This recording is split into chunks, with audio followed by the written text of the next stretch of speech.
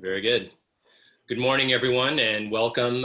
Thank you for joining us for today's Metro Board Executive Committee meeting. And before we begin today's meetings, I'd like to turn to Teresa Impastato, Metro's Chief Safety Officer, to provide us with this morning's safety contact. Ms. Impastato? Thank you, Mr. Chairman, and good morning. Good morning. Our region has recently experienced a slight increase in positive cases of COVID-19 as the jurisdictions continue to monitor infection rates through increased testing while considering reopening plans and further relaxation of restrictions. With 4 months of restrictions behind us, our patience and perseverance have been tested, and we may begin becoming complacent about protecting our health as we enter into the summer months. It is essential that we remain vigilant. This includes following CDC guidance by wearing facial coverings in public settings and practicing social distancing, continuing good hand hygiene by routinely washing hands with soap and water or using an alcohol-based hand sanitizer if soap and water are not readily available. Let's not become lax with protecting ourselves, even when around colleagues, family, and friends. Finally, anyone who has symptoms of COVID-19 should speak with a healthcare provider and consider being tested for the virus. Testing is available in all jurisdictions. For more information on testing and test locations, visit your state or local health department's website. Thank you, Mr. Chairman. Thank you, Ms. Impastato. Since we're meeting virtually, I'll ask Ms. Ellison, the Board Corporate Secretary, to call the roll of board members and to announce the Metro staff participating on the call. I'd also like to remind folks, if you are speaking today during any point of this meeting or subsequent meetings, that you please identify yourself so everyone knows who's speaking at any given time. I'd also like to request that members hold any well, actually, Ms. Ellison, why don't we do the roll first? Yeah. Okay. Chair Smedberg? Aye, or here. Vice Chair Dbe? Present. Vice Chair Goldman? Present. Director Horner? Here. Director Letourneau? Present. Alternate Director Meridian? Present. Director Slater? Present. And Director McMillan? Here. Mr. Chair, you have a quorum. Staff participating in today's presentations before the committees are General Manager and Chief Executive Officer Paul Wiedefeld, Inspector General Jeff Charrington, the following Executive Vice Presidents: Chief Safety Officer Teresa Impastato, Chief Operating Officer Joe Leader, and Executive Vice President for Strategy, Planning, and Program Management Tom Webster, and the following Vice Presidents: Chief Procurement Officer Suzette Moore, and Vice President of Real Estate Nina Albert. Thank you, Mr. Chairman. Thank you, Ms. Ellison. So some of the rules of the road for this morning, I'd like to request that members hold any questions or comments until the end of each presentation. I'll go round robin until there are no further questions and comments. And also, if possible, please mute your phones and microphones while you're not speaking to help cut down on background noise. If you would kindly follow those rules, we'd greatly appreciate it. I would greatly appreciate it. So now that we have the roll, we'll move to our first order of business, and that's approval of the agenda. If there are no objections, we'll consider the agenda approved as presented. Are there any objections? If there are none, thank you. The agenda is approved. Now we'll move on now to the approval of the minutes. Could I get a motion from a committee member to approve the minutes of our February 13th meeting and the executive sessions of February 13th and January 5th? Motion. Motion by Ms. Dbe. Is there a second?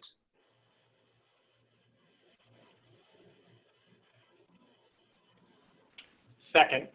Greg Slater. We need a committee member. Mr. Goldman, Mr. Horner? Second, Mr. Chairman. Thank you, Mr. Goldman. Thank you, Mr. Goldman. All right, we have a motion and a second. All those in favor? Aye. Aye. Any opposed? Mr. Chairman, I'm going to abstain. Yeah, thank you, Mr. Letourneau. Okay, the minutes are approved. Before we get started today, I'd like to review the items on our agenda, discussing Metro's transit equity framework. a series of policies and actions to advance equitable policies and practices that support Metro's mission. Next, we'll receive an update from our Chief Procurement Officer on Metro's continued progress in providing opportunities for small and minority-owned businesses, including a status update on Metro's disadvantaged business enterprise and minority business enterprise programs. Next, we'll receive an update on Metro's improved procurement process and staffing, and will be asked to approve changes to streamline and simplify the procurement process. Our final item will be to accept a report from the Inspector General's office and approve posting of a summary of that report on the Metro website. All right, next we'll move on to the framework on transit equity. I'm very proud to introduce the first item on our agenda on behalf of the board and the transit equity framework. The mission of WMATA is to provide safe, equitable, reliable, and cost-effective public transit by connecting communities, improving mobility, and stimulating economic development. We are committed to advancing equitable policies and practices that support our mission. Today, the board and management would like to present a framework with specific areas of focus for review and action plans. Some of these actions are already underway. First, we established a task force comprised of board and management to specifically review transit equity issues.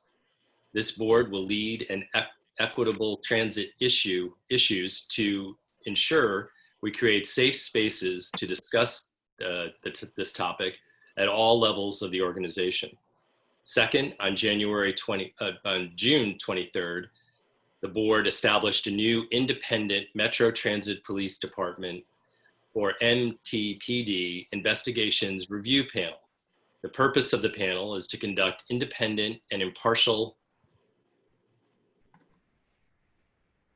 sorry, I lost my place there, the computer skipped, partial reviews of certain completed investigations, such as customer complaints or use of force incidents, to enhance the training and policies of Ntpd. This will be another tool in Ntpd's continuing effort to foster public trust between the department and the communities it serves. Staff has stood up the panel website, as well as developed and posted the application for residents to apply. We anticipate constituting the panel by the fall of 2020, so it can begin its important work. Next, the board will continue to ensure members of the board advisory bodies, like the Riders Advisory Council or RAC, had meaningful and impact input opportunities. We just completed the most recent RAC recruitment. We expanded the recruitment outreach to a larger network of community-based organizations and amplified the recruitment efforts on social media. Staff also translated the RAC application into Spanish and expanded the pool of candidates for the council. They also are working to translate into additional languages going forward. Fourth, the board will undertake a series of trainings on race and transit equity. These will be conducted during board meetings similar to the trainings we do for our audit awareness and ethics. Next, at the direction of the board, management is going to examine more deeply our underserved communities in terms of fares and service, especially bus, through the bus transformation project. And finally, staff will once again be coming before the board for its quarterly performance reporting. This way, the board can ensure transparency and performance reporting to address customer care and other related issues. In closing, Metro has a long-standing commitment to diversity, transit equity, and inclusion, and the board will keep that commitment at the forefront of all we do throughout this framework. Thank you, and I will now turn the floor over to Mr. Wiedefeld to discuss his equity initiatives. Mr. Wiedefeld. Thank you, Mr. Chairman. This is Paul Wiedefeld, the GM for Metro. Last month, the board acted swiftly on the recommendations to create a police review panel. It's an important start, for sure, with more actions underway by the Ntpd, as you mentioned. But advancing transit equity requires that we go beyond policing to all aspects of our business. Throughout the fiscal year that just began this month, we are bringing before the board 4 key policy areas that represent extraordinary opportunities to advance Metro's mission to provide more equitable service. Those are bus service, DB disadvantaged business opportunities and minority business opportunities, public engagement, and sustainability. The largest of these is bus service. One important lesson of the pandemic this year is that, quote, essential workers ride the bus. Rider surveys tell the story. Since the pandemic began, only 18% of rail customers continue to ride under stay-at-home orders, while nearly half of the Metro bus customers kept riding, 70% for work trips. Of those, 49% identified in our survey as African American, 16% as Latino, and 10% as Asian. As we think about the day-to-day service that we provide, we need to consider the recommendations from the bus transformation project that was completed last year. For example, rather than continuing to make small adjustments to decade-old bus routes, should we identify neighborhoods that are underserved and restructure routes? To what extent should we ensure bus service directly links underserved communities to job centers, even if such service may not be as productive as other services? Today, major service and fare changes are evaluated using, to be frank, a do no harm standard to ensure that minorities and low-income riders do not suffer disproportionate adverse impacts. How can we create an affirmative standard of delivering more and better service to those communities? In addition to bus service and fare policy, other areas of business contribute to equitable transit, including environmental health and sustainability. Today, you will hear a report from Tom Webster about the progress on our Sustainability Action Plan, which addresses our role as an agency to be a better neighbor through reduced emissions, cleaner technologies, and new building standards. This first sustainability report highlights our LED lighting conversion at stations and garages that our customers have seen, the new solar leases, one that we just announced yesterday, that generate clean energy and commercial revenue, and higher LED building standards. This is a good beginning, but going forward, we really need the board's guidance on sustainability policy that addresses questions beyond just the physical nature of what we do. You're also being briefed by Suzette Moore, our Chief Procurement Officer, on the progress we have made in attaining an increase of 25% DBE goal, disadvantaged business enterprise goal, which is for federal dollars, as well as our new minority business enterprise program that we're proposing, which will deal with local dollars as well. With a newly funded capital program, we're being very intentional about how our investments benefit minority and women-owned businesses. This is also an important area of focus to ensure dollars coming from the region are being equitably distributed among businesses large and small. And this fall, we will come back to the board with action items that have significant impact on Metro's progress to be inclusive as an employer, service provider, and as a business leader, including advancing key recommendations on the bus transformation project, as I mentioned, updating our public participation policy and Title VI standards for decision-making, and principles for guiding the board's first ever environmental health and sustainability policy. The timing of these actions is important. As we enter the fiscal year 2022 budget process this fall, calling out investments that are required to advance our mission to deliver more equitable transit while facing economic realities of COVID-constrained revenues from jurisdictions and funding and fares. In short, we have a lot of work in front of us, but we are positioned to engage with both feet, and we're going to do that. So I want to start today. We're going to hear, again, two presentations that start to move this ball forward, one on sustainability and one on our DBE and MBE program. So I'd like to first turn it over to Suzette Moore to walk us through the Disadvantaged Business Enterprise Program and the Minority Business Enterprise Program. Thank you, Paul.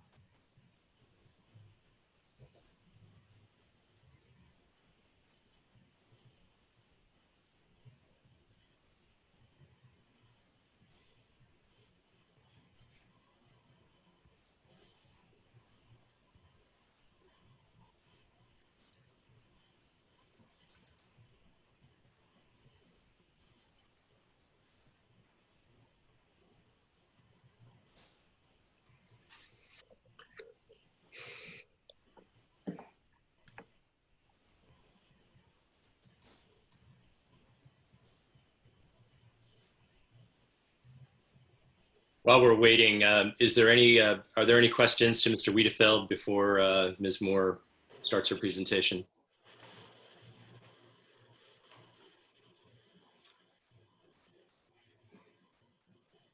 Okay.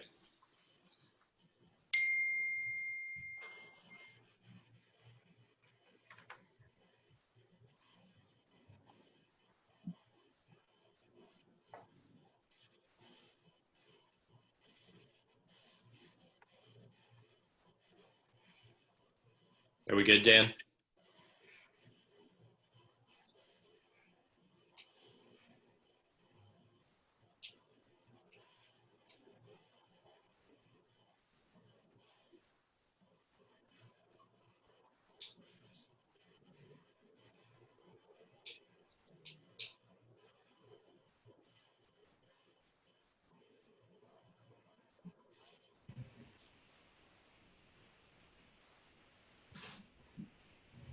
Well, Paul, while we're waiting, Mr. Wiedefeld, I just want to say personally, I really appreciate the speed at which you and your team have really stepped forward on this and understanding and responding to the board's desire to move forward and make some, real strides in this area. And not that you haven't, to enhance it even more than you've already done. So I want to Thank you, Mr. Chairman, but I also want to thank some of the board members as well. Yeah, because yeah, that's Stephanie really and been others, support. yeah.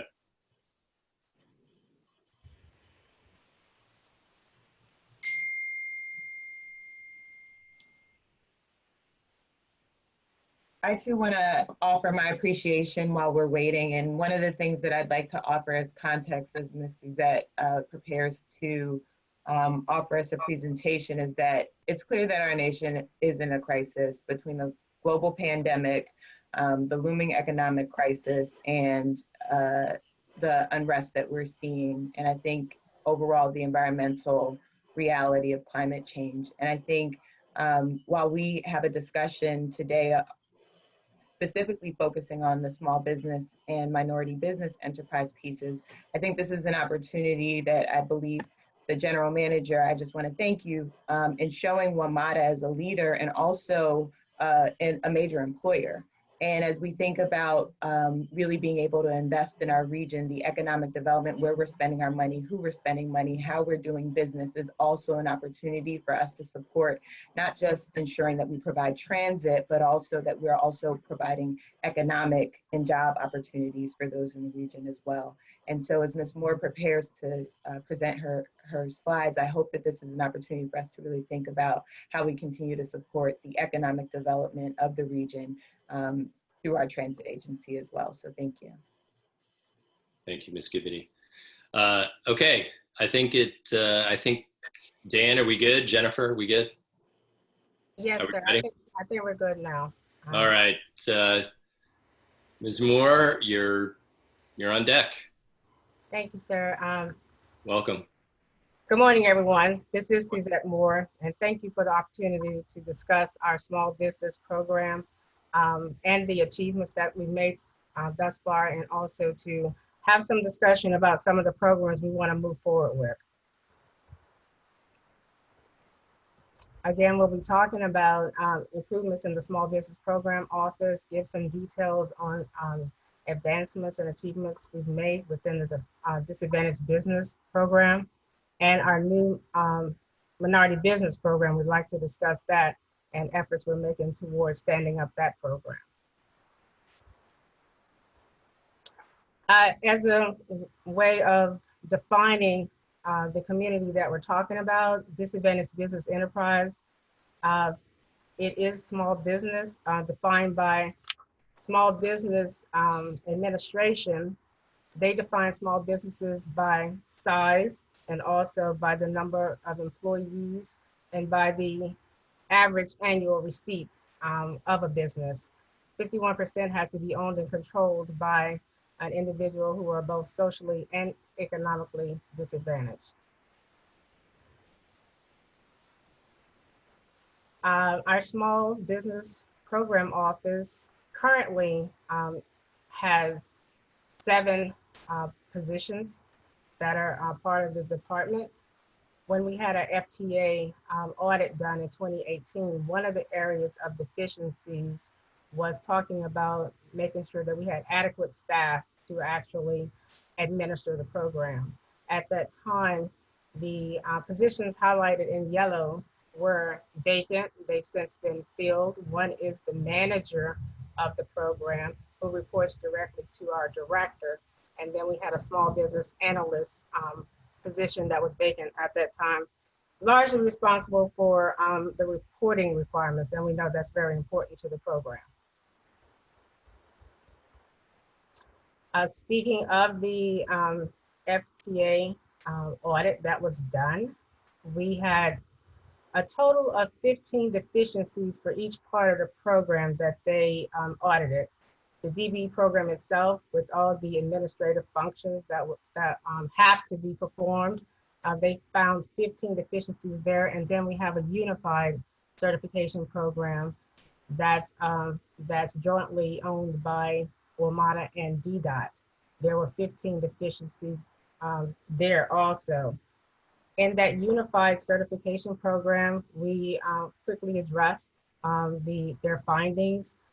We put corrective actions in place and reported that back to FTA. Since that time, March of this year, all of those corrective action plans have been accepted and approved by FTA, and that audit has been closed.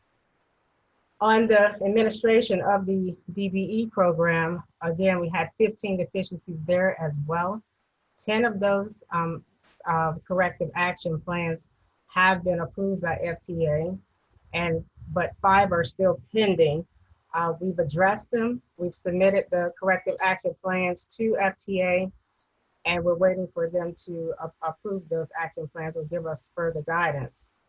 Those 5 pending deficiencies, we believe we have addressed them because they were focused on staffing, which we definitely have filled those positions. Goal setting methodologies, and we've demonstrated, I think, through our actions that our methodology now is sufficient because FTA has approved our most recent goal setting methodology. They even caused us to go back 3 years, and most of the team who's working on this program now was not even here 3 years ago, but our current methodology, we were able to apply that to the prior 3 years, and they approved that methodology as well. So we believe, and finally, one of the deficiencies has to do with our automation and our data collection, which mostly all of our functions within this program now are automated. So we believe that we will get a favorable response from FTA on those last 5 deficiencies as well. I wanted to mention this unified certification program directory.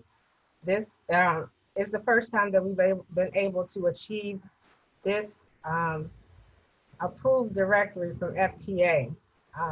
It was exciting for both programs because as a joint certifying entity, there was nowhere where all of the small minority businesses were captured in one place to be a part of the program. So we weren't able to figure out how to electronically manage this directory, but WMATA has been able to step forward and be the lead on this and figure it out. So basically, every firm that's now certified or decertified is managed and administered through WMATA's efforts to make sure that this directory is current and up to date, and it's displayed on both websites, on DDOT's website and WMATA's website, and it's a source for the contracting community to go to and find certified businesses to do work for both agencies.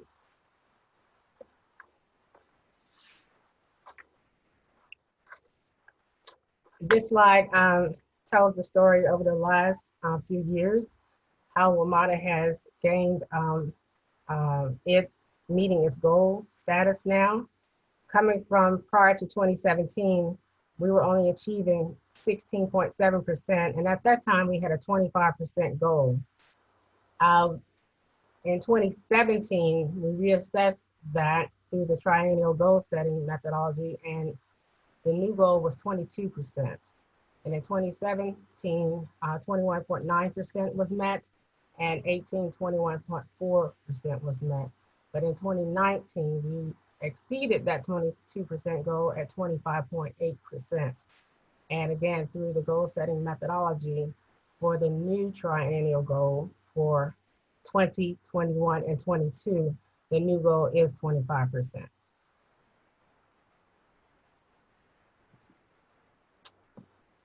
Showing data, DBE awards, we have, of that 25.81%, prime contractors at 34 million and DBE subs at 93 million of the total awards. And this slide demonstrates this fiscal year, 2020, where we are achieving the federal fiscal year, where we are at achieving the 25% goal. And of course, the fiscal year ends at the end of September.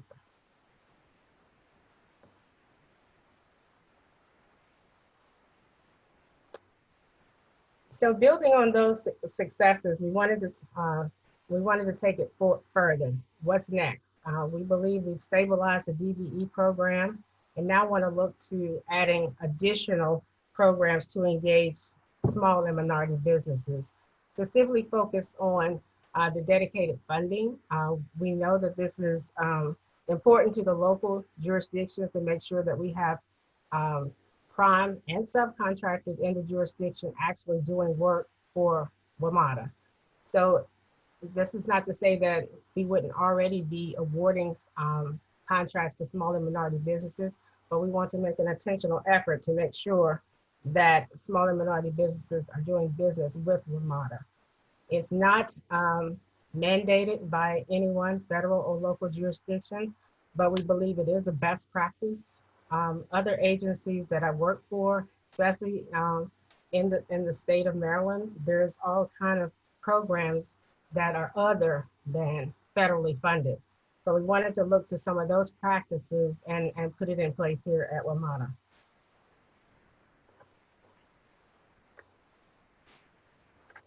So how do we do that? Because of the audits that we had from FTA, we know now that we are staffed in order to make sure that we can administer that program. So we had to look to getting additional staff to help move the new program forward. So we were able to get 4 new positions. They're vacant right now, but we're starting the recruitment process to fill them. So they will be the staff that will be focused on administering the new MBE program.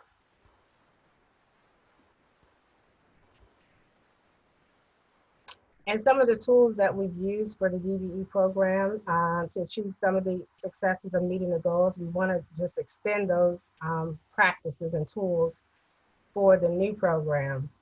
One of them that we know is key to it is our procurement review committee, where we have a committee that's set up with program, small business, procurement. Every procurement that has federal dollars right now is looked at and determined for a goal, and it is monitored throughout the process of the execution of the contract. We want to extend that to the MBE program as well, so that every project before it hits the street will be assessed for a goal, and it will go through this same process of the committee assessing the goal, and then it will be tracked through the administration of the project. Also, there's a contract compliance review committee. Similarly, is looked at every project that has a goal. We want to make sure that the prime contractors follow the rules of the program. We look at some of their practices. We make sure that they do outreaches to small businesses when they see opportunities. We want to make sure that there's prompt payment tools in place. That's one of the parts of our program that's now automated. All prime contractors have to submit payments through our system, and then it's validated by the minority businesses that they actually get paid. So it's a way of making sure that the certifications that we get from the prime contractors, that payments have been made, are actually factual. The teams are conducting virtual visits now with the prime contractors and with the subcontractors. We're doing everything virtually now, of course, but those type of exchanges of information and documentations are still ongoing. We have a lot of contracts to manage, but we know compliance is important. So we've set up a system focused mostly on the larger dollar contracts, but making sure that we have a sampling of every contract to make sure that our prime contractors are in compliance with the program.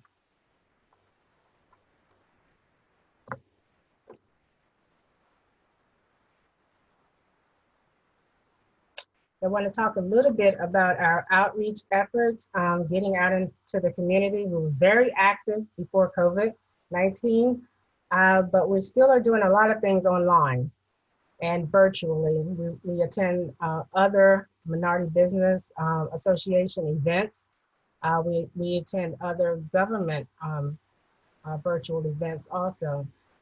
We're focused on training businesses how we do business at Metro. We have different processes. We have certifications that they need, that we walk them through. We have vendor registrations, we walk them through that.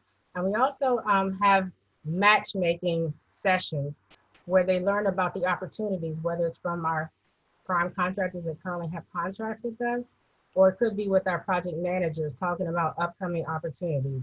We want to continue this even in the virtual arena. We're planning right now an outreach event in September that will be virtual for the contracting community.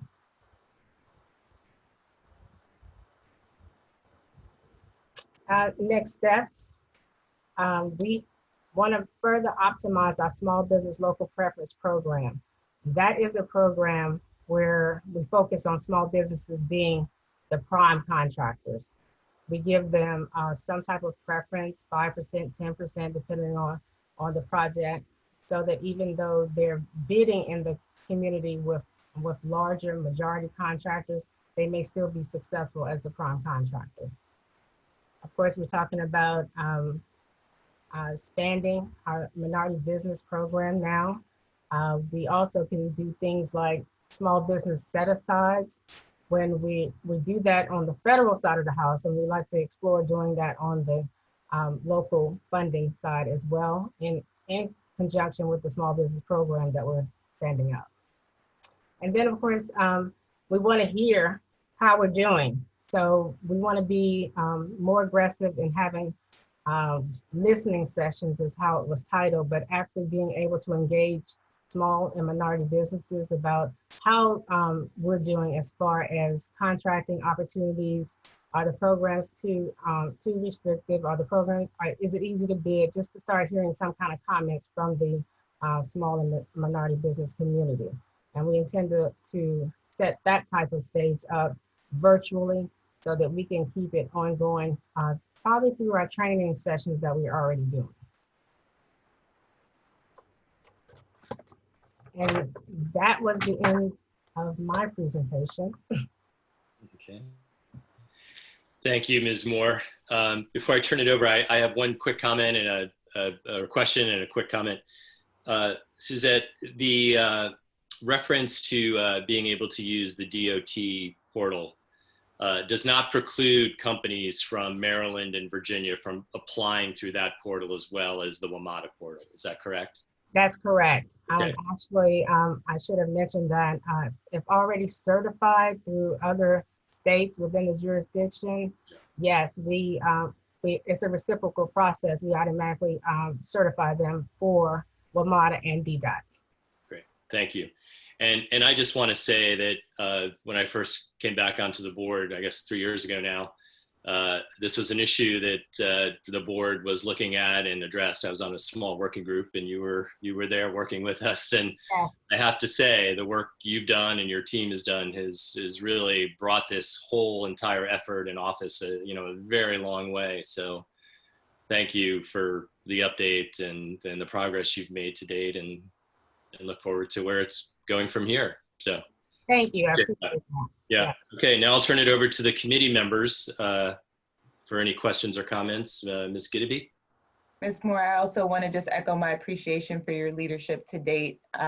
Just really thinking about the region overall, I think it's important that we put into context that based off of the last community service survey for the census for DC, DC is majority Black, second with white, and then Hispanic as our third largest minority majority. And then when you think about overall, even in Maryland, having Prince George's County as the largest suburban county where the majority are Black residents, and I think about our transit zone, it's critical for us to understand that when we have this discussion about who we're doing business with and how we're supporting small businesses, it is not in the context of Black folks being necessarily the minority, because in this region, they actually are the majority. And so when you think about the percentages that we're putting as a set aside, and the fact that we hadn't been meeting not even a portion of those goals 3 years ago, it really speaks to the inequity of the system itself as to who gets access to those contracts. And so I'm really encouraged to see us not just meeting our goals, but exceeding our goals. But I hope that that remains the floor and not the ceiling for what we are striving for as an agency. And I'm really encouraged by the fact that you are willing to ask the questions and have the conversations with the small businesses in the region to understand what are some of the barriers that may be limiting them from being able to engage on our projects. I'm also excited to hear that we are really thinking about this, not just from the standard, maybe janitorial services that often meet those DBE goals, but more on the professional service side and also the capital improvement side. And I hope that as we continue to think about our data and our information, we will also disaggregate it so that we're clear about who is getting those contracts when we talk about DBE, that we're clear about beyond just the federal mandate. I'm so excited that you are leading the way to say that this should be more than the federal government telling us that we need to ensure that everyone in this region can engage in the contracts and the availability of projects that are available, but we're going beyond that and setting a different standard. And that we are also thinking about the small business owners in this area at this time where we are seeing an economic recession happening, but we are making capital improvements to the region to ensure that WMATA works for our riders and our customers, that we also see them as a potential client to be able to do business with. So I thank you for your leadership and all that you've done to date. I hope we continue to push ourselves beyond the standards and that we continue to set the bar higher for how we engage this region overall. So thank you again for your leadership. Thank you. Mr. Goldman.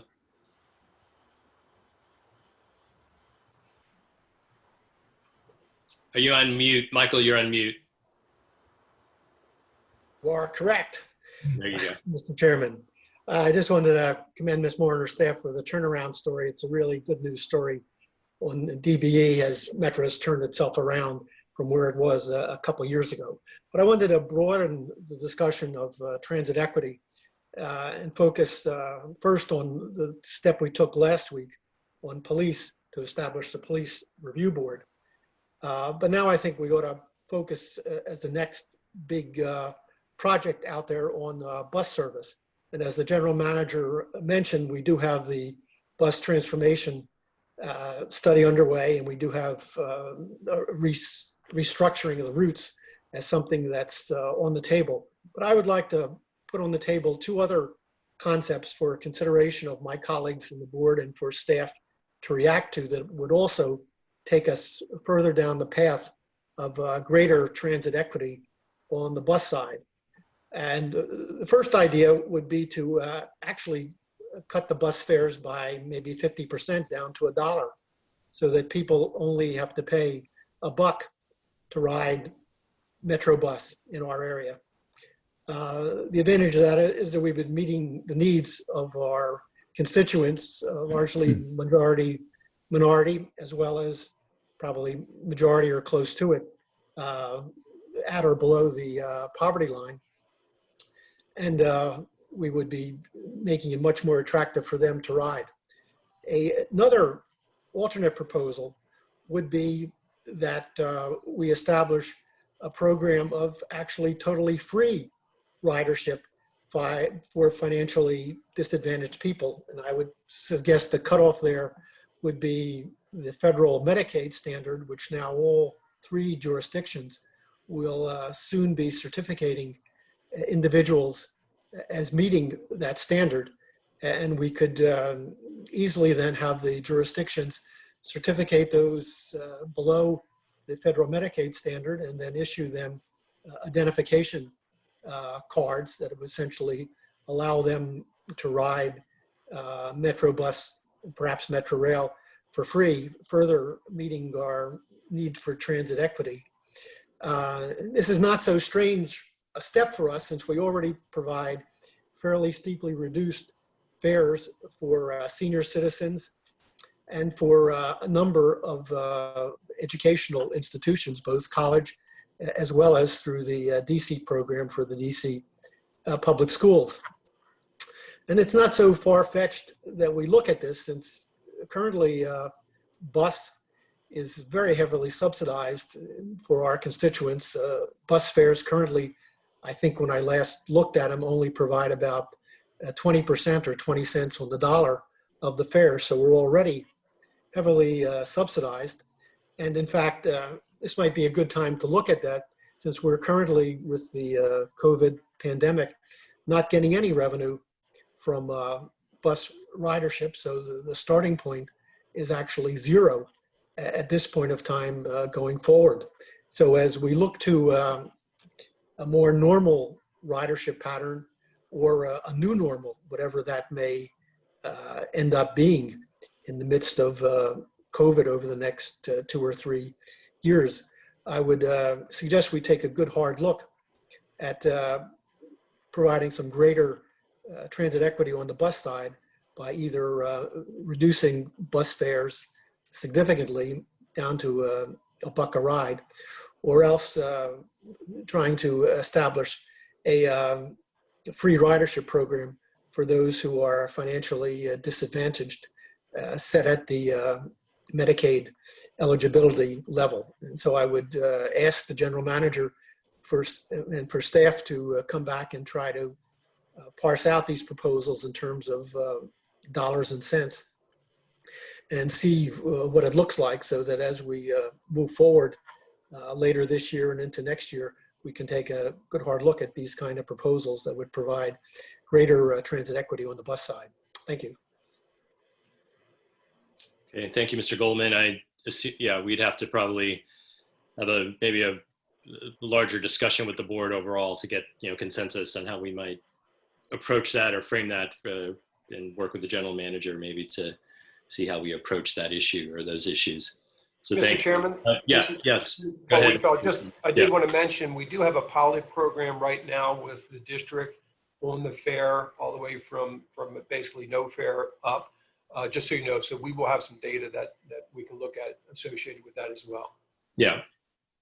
Yeah, because there are a lot of implications there with that, obviously. Okay, Mr. Horner.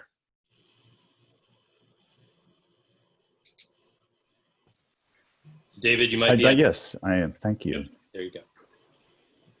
I would endorse a variation of Mr. Goldman's proposal, given, in my view, I think levels of ridership on the system will be depressed for a long time. And therefore, there is emerging an opportunity for the board and the agency to consider alternative structures for funding the system that would supplement the direct payments to the system already made by the funding jurisdictions. I think it would be interesting to contemplate a system of shadow fares that would effectuate additional direct subsidy by the jurisdictions to WMATA on a per trip basis according to place of trip origin. I could see this working. The other issue, in the spirit of the times, we're considering is how we're deploying operating subsidy between rail and bus. Recall seeing internally, maybe in board papers, a study that demonstrated that because of the frequency or proposed frequency of rail service in response to the COVID crisis, the operating subsidy per passenger mile on rail would exceed the operating subsidy per passenger mile on bus by a very significant factor, which some could argue is a regressive distribution of operating subsidy to the system, because many of the riders on rail, as the statistics reported out by the GM a few minutes ago demonstrate, are discretionary riders and typically professionals who are not performing lines of work that require their in-person presence at a place of work. So I would definitely entertain a study along those lines or along the lines proposed by Mr. Goldman. That's all I have. Okay, thank you. Thank you, David. All right, next I'll turn to, is there anyone else, a board member who's not on the committee would like to say anything on this? I'll start with Mr. Letourneau. No, I think there's a lot of models out there on buses. I always come back to the fact that these discussions, sometimes we act as if we're in a vacuum, but in reality, the jurisdictions in the transit zone also operate their own bus systems, sometimes with differing policies. And so we really shouldn't forget about that. There are other models out there in which, jurisdictions can potentially make their own decisions on fare policy. And I'm always open to having that discussion about how that should work with Metro. Obviously, we have seen, the incredible need that we have for bus service for parts of the population that don't have other options. And so interested in that discussion, but I think there's a lot of factors that go into it. And I think ultimately, Metro is funded by the jurisdictions as well as the state and a few other sources. So these are regional discussions that would have to happen with a lot of different folks. Thank you. Mr. Marudi. Thank you, Mr. Chairman. I just want to echo my colleague, Ms. Dbe, in thanking Ms. Moore for her hard work and her leadership in really building a terrific program. I know that the team at the District Department of Transportation really appreciates the partnership and the leadership that she has shown, and look forward to continuing to work together. Thank you. Thank you. Yeah, and thank you, Jeff, for your department stepping up and helping us out with this. Appreciate that. Secretary Slater. Thank you, Mr. Chairman. Just real briefly, first, I want to thank Ms. Moore as well. Great to hear from you and great to see you today. I just want to say that, from my experiences, the best programs are really not about compliance. They're about culture and having a workforce that understands and really understands the value of equity and diversity and involves that at training and culture at all levels. So it sounds like we're really headed in a great direction right now. So thank you. Thank you. And Mr. McMillan. Mr. Chairman, I just want to echo the comments you made earlier, complimenting the progress since that briefing. I also recall from 3 years ago, we were starting at not a very good place, and there's certainly work left to do, but I compliment the team and there's more on the progress to date. Thanks. Thank you. All right. Thank you, Ms. Moore. Really appreciate that very much. Any final comments or from you or Mr. Wiedefeld before we move on? No, Mr. Chairman, this is Paul Wiedefeld. No, thank you. Okay, thank you. Thank you, Suzette. Okay, next we have an action item. We have the Procurement Progress and Procedures Manual. Again, turning it over to you, Ms. Moore.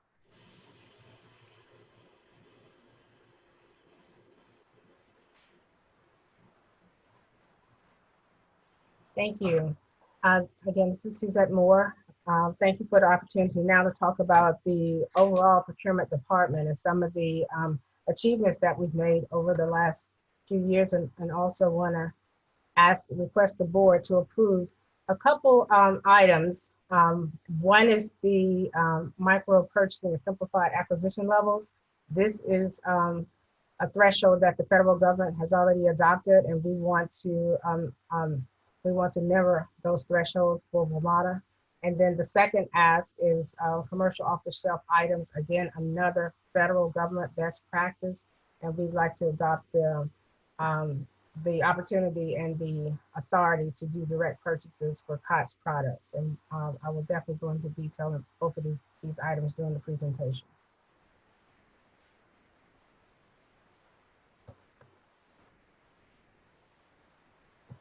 Just to speak a little bit about some achievements that the procurement department has made over the last few years.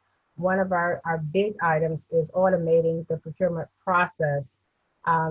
Still work to be done here as we continue to modify the automation, but the big win right here is that we are now achieving all bids and proposals through the system. That is one of the things that the contracting community, we continually was hearing that it was very cumbersome to submit through our processes. So now to achieve this level, and of course, it's always our desire to have as much competition as possible. So making things easier, simplified, and also standardizing our process, we believe is a big win for us.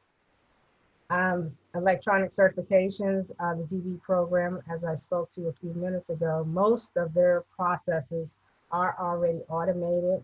We have been working very hard to do that, to simplify processes there. And the certification process for the Dbe program is fully automated. We gained approval for the backlog of parts, was called the Parts Bridging Program. We're now are going to request to retire this resolution, because once this was approved, we were able to put contracts for parts on long-term contracts, and that has actually reduced the backlog 88%, and we're still able to sustain that because of the long-term contracts. With FTA's triennial 2017, there was only one finding, which we were able to resolve with a policy instruction. All of our audits going forward, while there may be deficiencies, we're able to address them either through training, mostly through training, or some type of automation. We've increased the uses of cooperative contracts, partnering with the jurisdiction, and piggybacking off of some of their contracts, and vice versa. They piggyback off of some of us. And of course, with the economies of scale of doing so, we're driving administrative costs down, as well as the cost for the purchases through volume purchasing that we're doing. And I've already spoken in the prior presentation about the procurement review committees. Just a little bit more about that, that making aware of the minority programs and disadvantaged business programs doesn't just stop at the review committee. We also utilize the capital program monthly briefings that we have to also make sure that we are attaining those goals that we set through this review committee.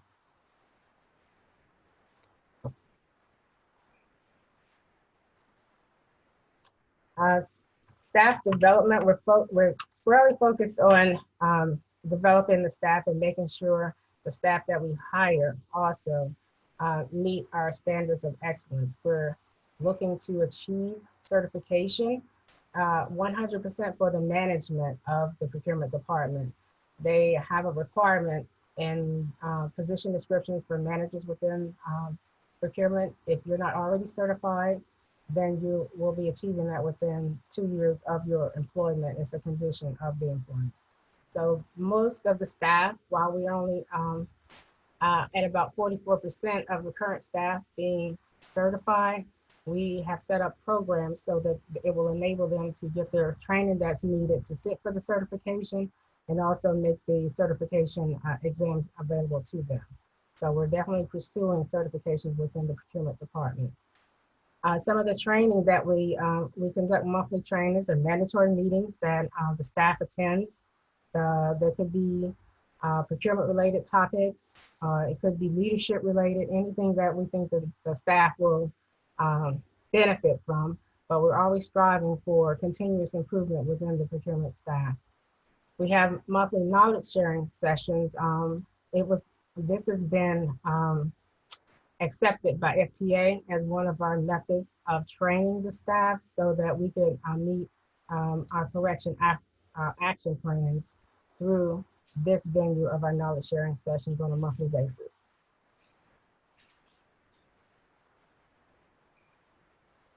And this is just a slide that talks about the achievement of our 22% and exceeding the 22% goal. Some of the things that we did to meet the goal, of course, being out in the community, making sure that the community knew about WMATA, the contracts that are out there, the opportunities that are out there talking about how we do business, going to different venues, registering small and minority business, registering the prime contractors. And at 2019, one of the local minority associations named WMATA as the 2019 Corporation of the Year. So we're definitely out in the community and we're being recognized for our program. And this last slide is asking for an increase in the micro purchasing dollars that we're spending. Currently it's at $3,500 and the federal government has already increased the threshold to $10,000. And the other threshold is simplified from $150,000 to $250,000. This will definitely create efficiencies within the procurement department that allow us to react quicker. Running some numbers, I looked at last fiscal year, there was 1,441 purchases that we did between 3,500 and 10,000 because we still would have to get 3 quotes and go through the assessment of price reasonableness. Well, that process wouldn't be necessary if the threshold was $10,000. Again, with the 150 to 250,000, that's a formal process that will probably take up to 90 to 120 days. But if we raise the threshold to 250,000, we would then be in a simplified arena where we could get 3 quotes from vendors, assess it for price reasonableness, and then award. So it turned a 90-day process probably into a 1-week process. So we're looking for those type of efficiencies.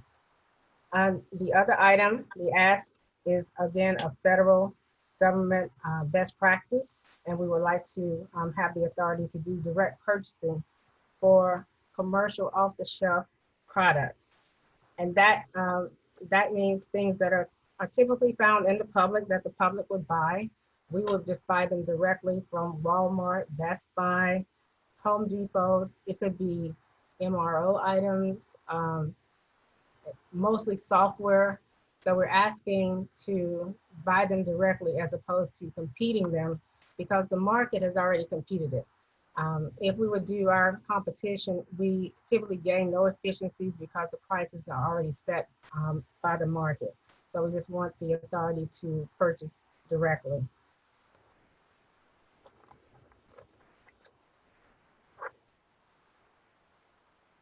Okay. That's the end of my presentation. Thank you, Ms. Moore. Jennifer and Dan, could we leave up that last slide, please? Is that possible while we're going around with questions?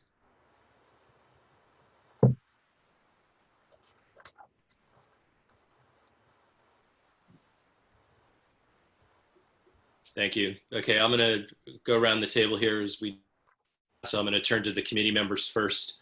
Ms. Dbe, any questions or comments for Ms. Moore? No, again, I just want to offer my appreciation. development. My goal is that hopefully you'll be able to encourage the staff to get 100%. I appreciate what you've done to date on the knowledge sessions that you're hosting, just to ensure that we are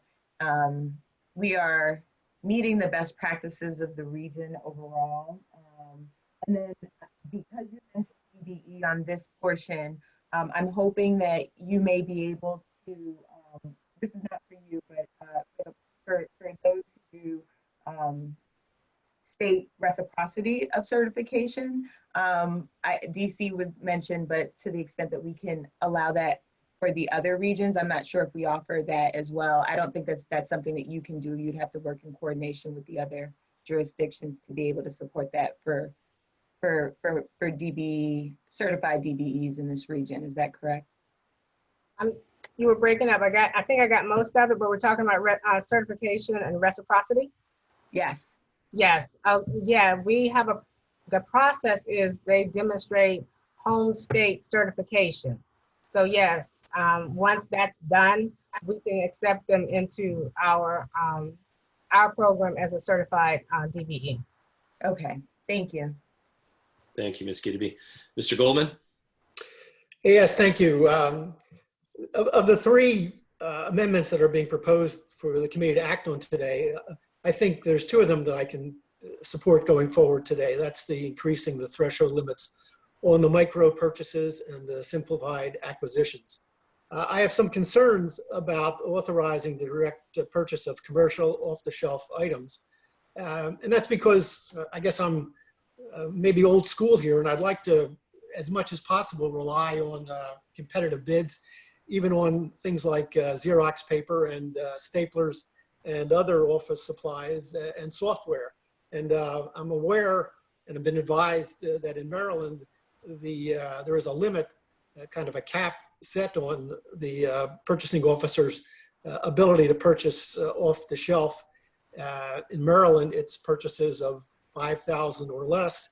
I'm not sure if that's going to be the correct number here, but I'd like to propose that we defer action on the commercial off-the-shelf part of the authorization for today, so we can have some further conversation as to what is the proper threshold at which the authority to purchase off the shelf can be granted and authorized, and the level above which we should continue to rely on competitive bids. I think there's some trade-offs here between efficiency and the ability to be out to buy things from Walmart or CVS or Costco or whatever store you want to deal with, and a concern about what's getting the best price and avoidance of potential or actual conflicts and fraudulent transactions out there. And so, Mr. Chairman, I guess I would move that we just defer action on the direct purchased commercial off-the-shelf part of the resolution for some further conversation with staff and the jurisdictions to see if we can come up with a threshold that we can all feel comfortable with.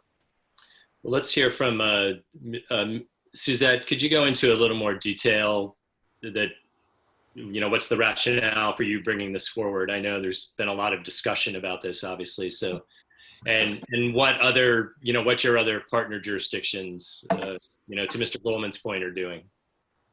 I don't know what the other jurisdictions are doing, but in my research, yes, there have been thresholds that have been established. I'm not certain about Maryland, but in the federal government, yes. And that makes sense to me, actually, that we would establish that we do internal controls over this program anyway. As we started to roll it out, there will be certain contracting officers with authority to do this. We wouldn't have a blanket go forth and do this. We would actually set up parameters. But what the actual threshold would be, yes, we can have some further study done on that. It's up in the millions for the federal government, we wouldn't necessarily ask for a threshold that high, but I could agree that there would need to be some type of threshold on the program.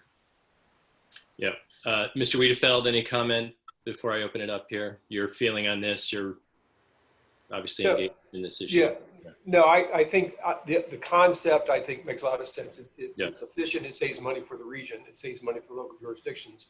But I think that Suzette can do a little bit more research and come back to the board, with some parameters to make sure that they feel comfortable. I also think that Mr. Sherrington is still in the line, I believe, as well, that OIG will obviously monitor this very closely. I would also have our internal audit team also monitor this, to keep an eye on things as this moves along as well. So I'm not as concerned about that because we will put things in place to keep that in check. But for, if the board wants further detail on this, we'll provide it. Yeah, so what I'm hearing is, we could vote today on this and then a final resolution could potentially include some more specifics or limits, restrictions, whatever Ms. Moore and Mr. Quo, decide is best for the organization. Mr. Goldman? I'm sorry. Did you have any comments or questions on what you just heard, or? Well, I guess I prefer that we just move forward on the first two items today and then come back and, consider a proposal when it comes back from staff on what the constraints should be on a COTS authorization. I don't think we're going to lose too many sales here by putting this off for 30 or 60 days and getting something that everybody's comfortable with. Okay. All right. Mr. Horner? I would endorse Mr. Goldman's line of questions and suggestions and his vigilance. I assume, however, that the thresholds are set in relation to the cost of procurement. These new thresholds that we're discussing, are these, how are these arrived at?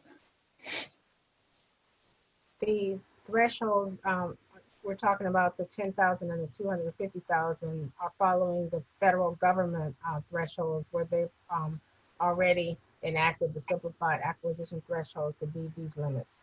Got you. Okay. I have no more comments. Thank you. All right. Well, Mr. Goldman has put a motion on the table. We would need a second to move that forward because we would have to vote on it because it would change the proposal put forward. I'll second that since I just said I endorse Mr. Goldman's vigilance. Okay. All right. Okay. So we have a second. Ms. Dbe, any comments or questions on the proposed amendment? I'm fine with holding if that's the case. I do think that Ms. Moore's suggestion of saying that there will be standards put in place suffices for my needs, but for the purposes of ensuring that everyone feels comfortable, I'll go ahead and agree with tabling. Okay, I agree with you. I think, we were, I think that was the plan, but if it makes, Mr. Goldman and Mr. Horner, have a more level of comfort there, that's fine. But I would like, Suzette, do you think it's possible to come back, say by the end of the month, before our next meeting? Do you think that's possible to get that kind of information together? Yes, we can do research and be prepared to bring it back. Yes. Does that sound reasonable, Mr. Goldman? Oh, absolutely. I mean, the Maryland limit is a very low limit of $5,000, and I could see that a more reasonable limit for these kind of software and office supply purchases could be 25 or 50,000. I just don't know, but I think the way forward is to let staff sort of survey the issue with the other jurisdictions and come back with a proposal as to what the threshold should be. That below that threshold, they can go out and buy from Walmart, Costco, wherever they want, but above that threshold, they would still be required, as they do today, to seek competitive bids to purchase such software or office supplies. Yeah, I mean, that's fine. I'm also mindful of the fact, I know in positions I've had authority to go out and buy things, and, the limit was 10,000 or 15,000, depending on what it is. But, most software, I think, is probably more than $5,000 that Metro would be looking at, and other things. So coming back with a recommendation from the professional staff, I think is the best way to go about this. So, Mr. Chairman, this is Paul Wiedefeld. Yeah, go ahead, Paul. Yeah. I think this is something we can get to very quickly. I mean, this is factual numbers, right, that we can bring back to the board very quickly. I don't think we need months to do this. I would suggest that, we continue, to pursue this as quickly as possible. But again, we're going to do a survey, and, we can knock that out fairly quickly, very quickly, I believe. Okay. All right. So we have a motion. We have a second. Ms. Ellison, would you call the roll on this particular item, please? Sure. So just to be clear, the amendment is to remove the piece regarding commercial off-the-shelf purchases from the resolution, but still move forward with the simplified acquisition changes. Yes. Just to verify. Great. Thank you. Chair Smedberg? Aye. Vice Chair Dbe? Aye. Vice Chair Goldman? Aye. And Director Horner? Aye. The amendment passes, Mr. Chair. Okay. So when you vote on the final motion, the resolution will just include the simplified acquisition clauses. Okay. Thank you. Before we do that, I'll turn to the other members of the board if they have any comments or questions for Ms. Moore. Mr. Letourneau? Nope, nothing for me. All right, thank you. Mr. Meridian? Nothing from me, thanks. Mr. Slater? Nothing from me, thanks. Seems to be in line with federal guidelines. Yeah. And Mr. McMillan? No comments, thank you. Okay. So now we have a new main motion. Ms. Ellison, would you repeat it again and then call the roll? Yes, Mr. Chair. So the new motion as amended is to approve the resolution pieces that pertain to the simplified acquisition dollar increases. So, Simplified and the micro. Correct. Another part. Yeah. That's correct. Those two pieces. Yes. So we just need a motion from a committee member to approve the motion as amended. Okay, So moved. So move, Mr. Goldman, second. Stephanie. Seconded by Ms. Dbe. Okay. All right, Ms. Ellison. Chair Smedberg, Aye. Vice Chair Dbe, Aye. Vice Chair Goldman, Aye. Director Horner. I abstain. Okay. Mr. Chair, the amended motion passes. Thank you. Thank you very much. Thank you, Ms. Moore. Appreciate both your reports and look forward to hearing back from you later this month. Thank you. Thank you. Thank everyone. Thank you for joining us. All right, next we will move on to the acceptance of the Inspector General's report. Our next item of business is to accept the report from the Inspector General. The Executive Committee has the responsibility of reviewing and accepting audits and other reports by the IG. The committee has reviewed the following report: the audit of WMATA's data compromise and response capabilities. But before we take a vote this morning, I'll turn the chair over to Mr. Charrington, our IG, to give the committee an overview of the report. Thank you, Mr. Chairman and members of the board. I'm Jeff Charrington, the Inspector General. We conducted an audit of WMATA's data compromise response capabilities. There have been a growing number of cyber attacks around the world.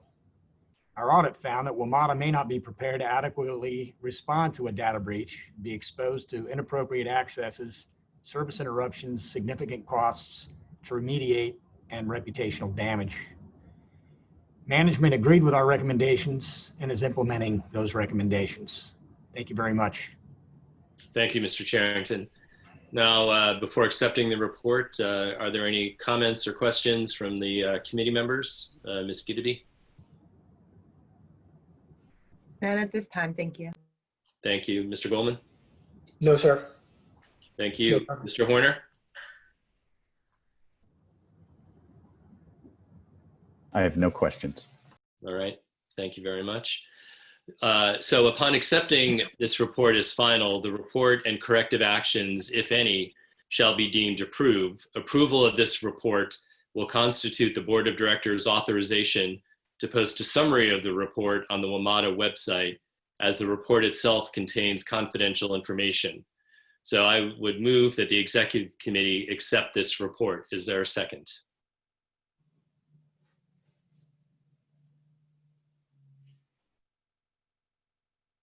Is there a second from a committee member? Second. Thank you. Thank you, Ms. Dbe. All right. Any final comments or questions? If there are none, Ms. Ellison? Chair Smedberg, Aye. Vice Chair Dbe, Aye. Vice Chair Goldman, Abstain. and Director Horner. Abstain.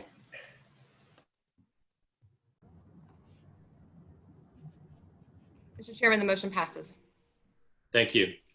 All right. With no other business before the committee, we stand adjourned. The Safety and Operations Committee will begin shortly. Please stand by. Thank you, everyone, for participation thus far.